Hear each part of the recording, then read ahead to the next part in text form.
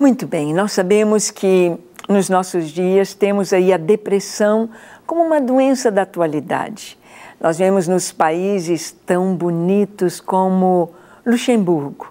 Estive ali em Luxemburgo, o país parece um cartão postal, parece um cartão de Natal, parece um céu, é algo tão lindo, tudo arrumadinho, tudo limpinho, tudo bonito, tudo tão precioso, uma arquitetura, um paisagismo, os jardins, as árvores, tudo tão perfeito, mas um índice tão grande de suicídios.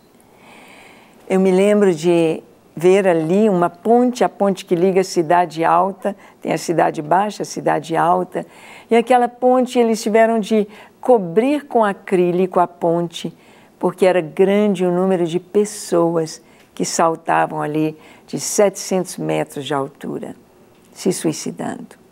Muito grande o número de velhos, de jovens, de adolescentes, de pessoas de meia idade, de todo tipo de pessoas.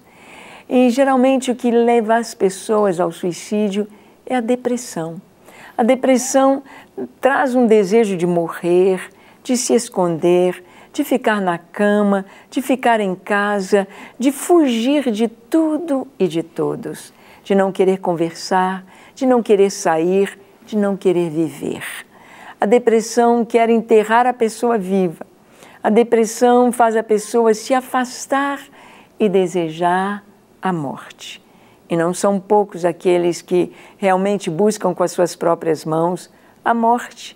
Até mesmo o fato de não querer comer, não querer tomar banho, não querer levantar da cama, é esse desejo, essa tristeza profunda, essa tristeza que abate, essa tristeza que massacra, essa tristeza que faz apagar a beleza da vida e não ver mais o sentido para continuar vivendo.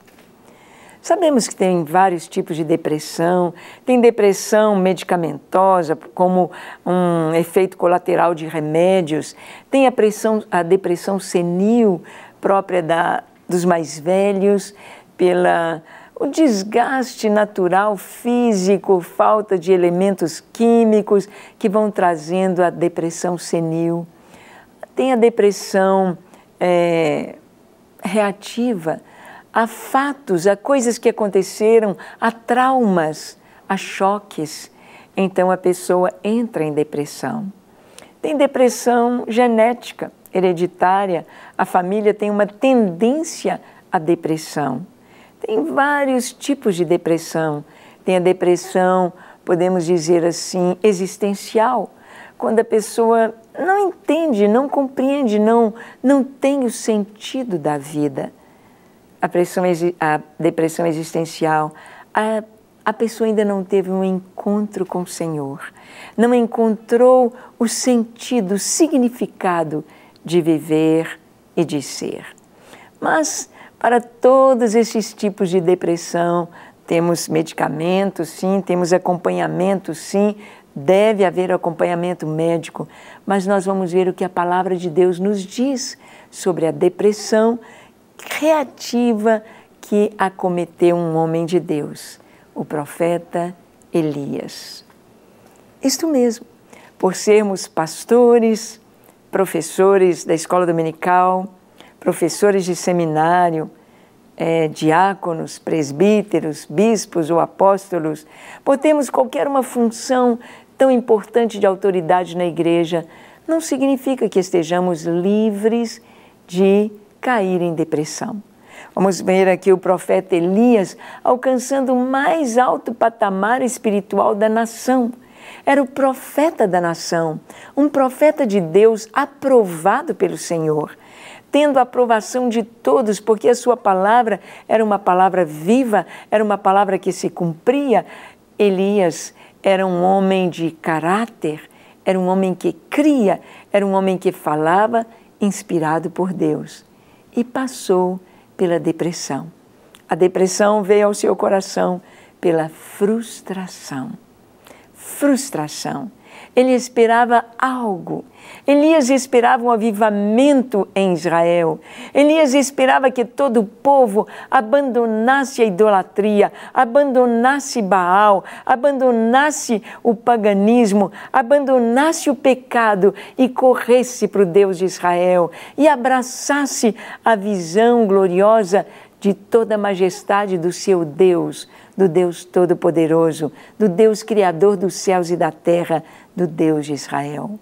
Mas ele ficou frustrado, porque depois de ter aquela apoteose, aquele momento tão tremendo de demonstração de quem é o Senhor ali no Monte Carmelo, depois de fazer descer fogo do céu sobre o altar do Senhor, queimando a lenha molhada, consumindo o holocausto e de uma maneira tão grande, ouvindo o povo gritar: o Senhor é Deus, o Senhor é Deus, o Senhor é Deus. Elias esperava avivamento. Mas o que veio no dia seguinte, depois que a chuva caiu, depois que a bênção veio sobre Israel, depois que todo o povo gritou: só o Senhor é Deus, a rainha Jezabel mandou um recado para Elias. Mandou dizer: olha, amanhã, a estas horas, você vai ver o que vai acontecer com você. Vamos ver o texto aqui nas Escrituras. Abra sua Bíblia no primeiro livro dos Reis, capítulo 19, nós vamos ler do versículo 1 ao versículo 9. Diz assim: Acabe fez saber a Jezabel tudo quanto Elias havia feito e como matara todos os profetas à espada. Então Jezabel mandou um mensageiro a Elias a dizer-lhe: façam-me os deuses como lhes aprouver, se amanhã a estas horas eu não fizer a tua vida como fizeste a cada um deles. Temendo, pois, Elias levantou-se e, para salvar a sua vida, se foi, chegou a Berseba, que pertence a Judá, e ali deixou o seu moço. Ele mesmo se foi ao deserto, caminho de um dia, e veio e se assentou debaixo de um zimbro e pediu para si a morte, e disse: basta, toma agora, ó Senhor, a minha alma, pois eu não sou melhor do que os meus pais. Vamos parar aqui um pouquinho. Elias, ele estava frustrado. Elias estava tremendamente triste. E ele saiu fugindo ao ouvir aquela palavra de Jezabel. Jezabel estava ameaçando o profeta de Deus. Jezabel disse: amanhã, a estas horas, vai acontecer com você o que você fez com os profetas de Baal. A ira de Jezabel, o furor daquela rainha pagã, rainha fenícia, que estava ali em terra de Israel, sem nenhum respeito pelo povo nem pelo Deus de Israel. E ela mandou dizer isto a Elias. E ele sabia do que ela era capaz. Ele sabia quem estava do lado dela. Elias, então, aquele grande homem de Deus, o profeta do fogo, o profeta com quem Deus falava, o profeta do Senhor teve medo. Diz aqui que Elias, então, se levantou e, para salvar a sua vida, o que Elias tinha de ter feito? Naquele momento, ele deveria ter orado. Deus, olha o que esta rainha está dizendo. Senhor, ajuda-me, o que eu vou fazer? O que eu posso fazer? O que eu devo fazer? E Deus lhe diria. Mas naquela hora, quando ele recebe aquele impacto, vem como um choque. Ele foi alegre, feliz quando a chuva caía sobre a terra, quando o rei Acabe ia no seu carro dirigindo velozmente com a chuva que caía, que molhava a terra, a alegria, o cheirinho da terra molhada, a alegria do avivamento que vinha, a alegria de ver Deus restaurando todas as coisas. Elias estava esperando que tudo ia mudar. Tudo ia agora caminhar tão bem. E não foi assim. Não foi assim que aconteceu. Ele esperava que seria chamado ao palácio, ele esperava que ele agora seria talvez o conselheiro do rei, ele esperava que os nobres se curvariam diante do Deus de Israel, mas ele encontra aquela parede, Jezabel. Ele encontra um adversário afrontando, dizendo: você será morto. Você teve essa vitória tão grande, mas não pense que você vai levar essa vitória. Veio a intimidação para Elias. Muitas vezes, depois de uma grande vitória, nós enfrentamos grandes batalhas. Muitas vezes, quando pensamos que tudo acabou, que agora nós vamos desfrutar, então vem mais e mais ameaças. O que fazer? Como fazer? O que Deus quer que façamos? É tão importante ter a cabeça no lugar. É tão importante ter a fé firmada no Senhor para não vacilar.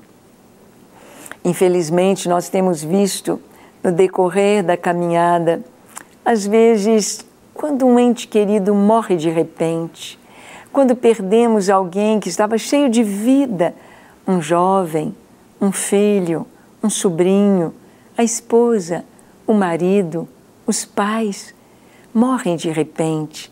Aquele choque, aquele momento tão tremendo, tão pegando tão de surpresa, nos pegando despreparados, às vezes pode vir a frustração e a depressão. Por aquele momento inesperado, aquele choque.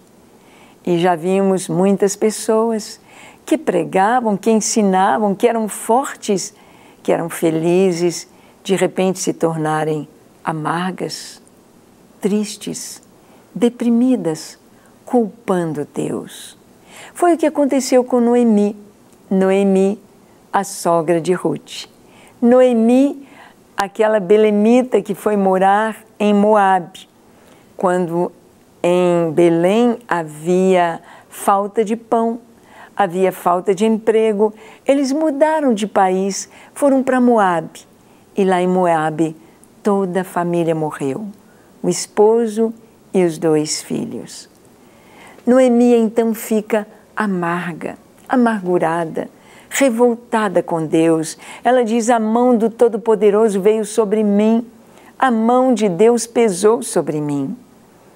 Ela ficou amarga e quando as pessoas diziam Noemi, cujo nome significa feliz, ela disse: não me chamem de Noemi, me chamem de Mara, amarga, porque a mão do Todo-Poderoso veio sobre mim.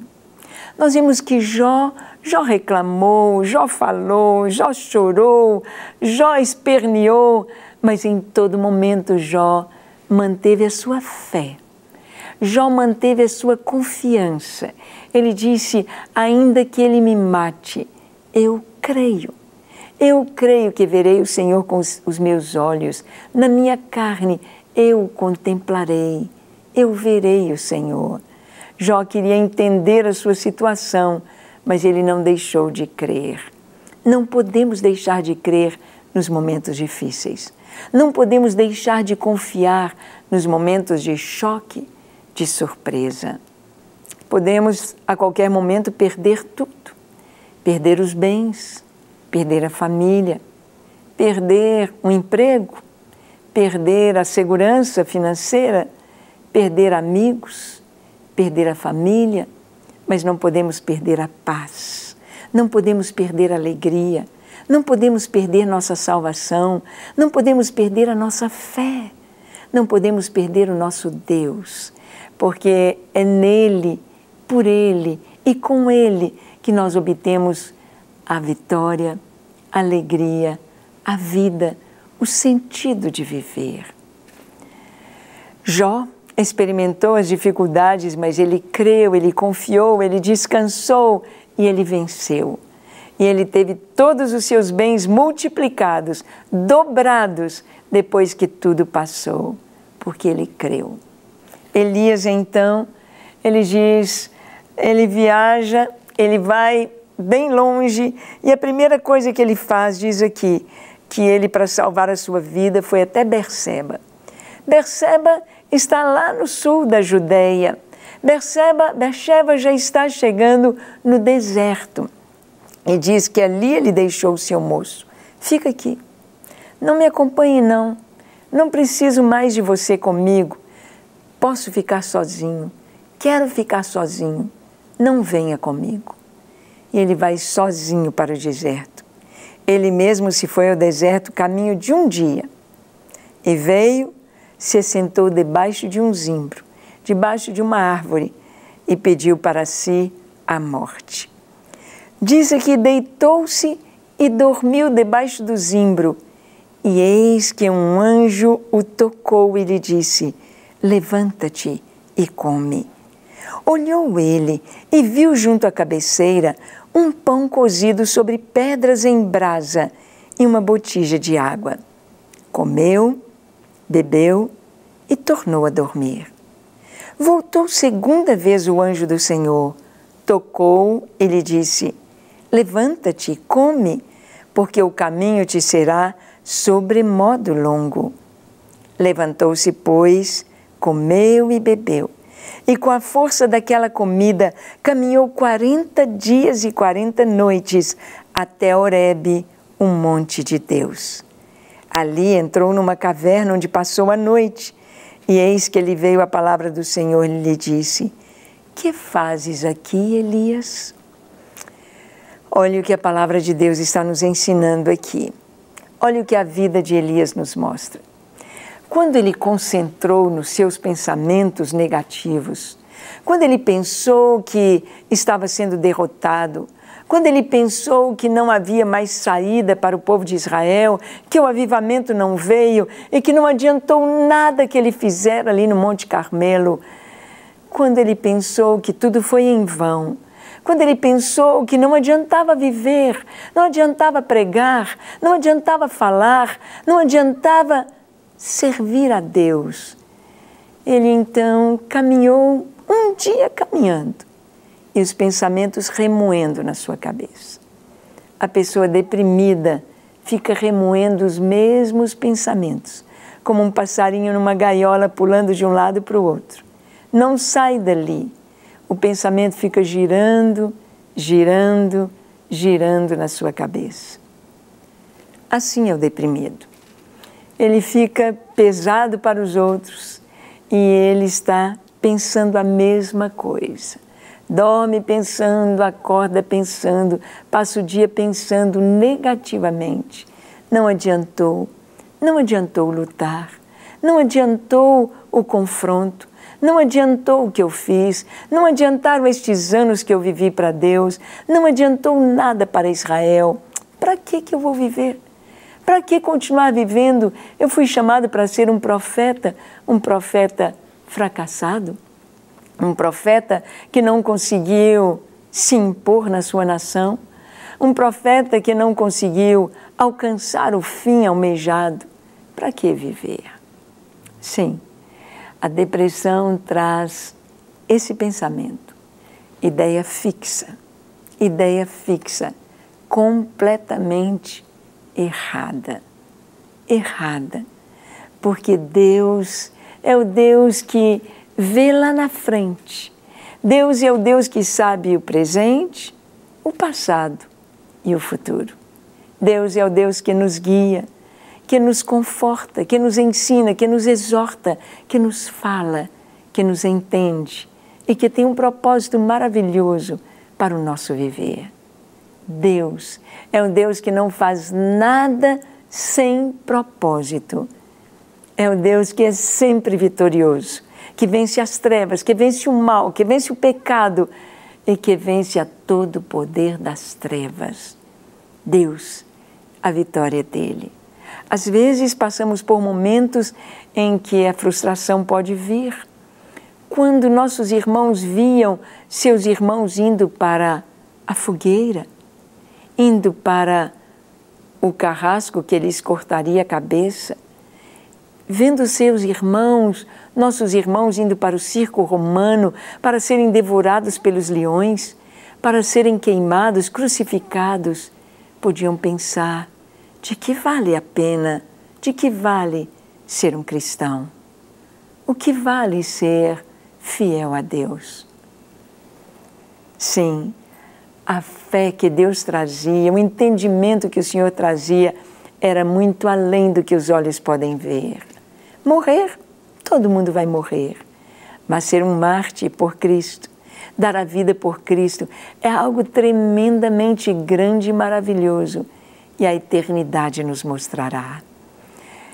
Dar a vida por Cristo não significa como os muçulmanos fazem, dando a sua vida pela sua fé, para terem o paraíso, para terem as virgens, e não importando de matar os outros ao seu redor, de destruir a quantos quer que sejam, quantos mais eles matarem, melhor. Não é assim o cristianismo. Em Cristo, dar a vida é para a salvação. É para a alegria de outros serem salvos através do nosso testemunho. E aconteceu isso em Roma. Quantos nobres vieram a Cristo? Quantos romanos se converteram assistindo à morte dos cristãos? Como pode desejar ser um cristão vendo cristãos sendo massacrados? Sim, porque havia paz, porque havia amor, porque havia uma presença divina, uma presença transcendental naqueles homens e mulheres nos circos romanos e nas fogueiras. Havia algo que o mundo precisava conhecer. Elias se entregou à depressão e ele deita debaixo do zimbro e diz: eu quero morrer, quero ser como os meus pais, acabou, não tem mais nada. E Deus foi trabalhando com ele, enviou um anjo para lhe dar comida, sobrenaturalmente, pão sobre brasas e água. E o anjo o tocou, acordou e disse: levanta, Elias, e come. Ele obedeceu e voltou a deitar, e voltou a dormir, e voltou para sua depressão. No dia seguinte, o anjo acorda de novo: Elias, come. Vai ser grande a sua jornada. Em outras palavras, Elias, você tem de caminhar. Você não vai parar. Você não vai morrer debaixo dessa árvore. Caminha. Vamos. Deus quer falar com você. Quem sabe você que está deprimido aí, pensando: eu quero morrer, perdi meu marido, eu quero morrer por causa do diagnóstico, minha filha, meu filho, meu marido, está com câncer, está assim, está assado. O Senhor está dizendo: levanta e come esta comida do céu. Levanta e toma a palavra de Deus como esperança. E caminha, porque Deus quer falar com você. Caminha, porque Deus quer colocar você em uma missão especial. A única solução para a depressão é, primeiro, ouvir a palavra de Deus. Segundo, obedecer o que Ele quer que façamos. O deprimido só pode sair do seu mundo quando ele faz algo pelo outro, quando ele enxerga o outro, quando ele tem o que fazer, quando Deus lhe diz: faz isto e viverás. Assim é o nosso Deus. Ele foi ao encalço de Elias. Elias entra com a força da comida, ele caminha um dia, ele vai até o Monte Horebe. Ele entra numa caverna, ele está só se escondendo, só fugindo. E Deus na caverna lhe diz: que fazes aqui, Elias? E então Deus vai trazer para Elias o que ele deve fazer. Às vezes o Senhor está te perguntando: o que você está fazendo aí na cama? O que você está fazendo se escondendo, deixando de ir à igreja, deixando de ler a palavra, se escondendo, murchando, sumindo? O que você está fazendo? Deus tem algo para você fazer que dá sentido à sua vida e que abençoa outros.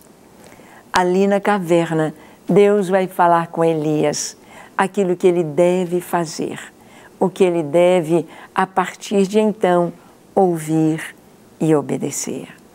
Aqueles que estão em depressão serão curados a partir do momento que resolvem, primeiro, ouvir Deus, segundo, obedecer.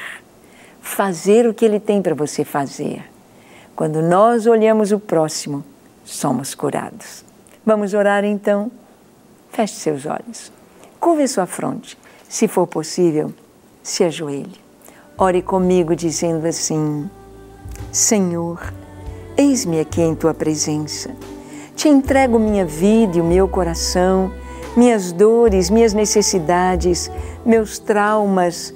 Ó Senhor, tudo aquilo que tem abalado a minha vida, eu coloco diante de Ti. Te peço perdão pelos meus pecados e te peço que o Senhor entre na minha vida, mude o meu coração, tira toda tristeza, toda mágoa, todo ressentimento, toda depressão e me dê o Teu coração, me dê a Tua presença, me dê a Tua paz, me dê o Teu amor, me dê a Tua salvação, o sentido de viver.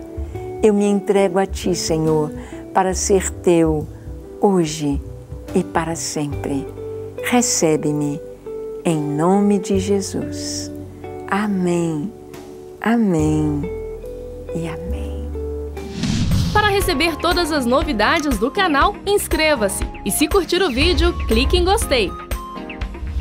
Aproveite para acompanhar a Rede Super nas redes sociais.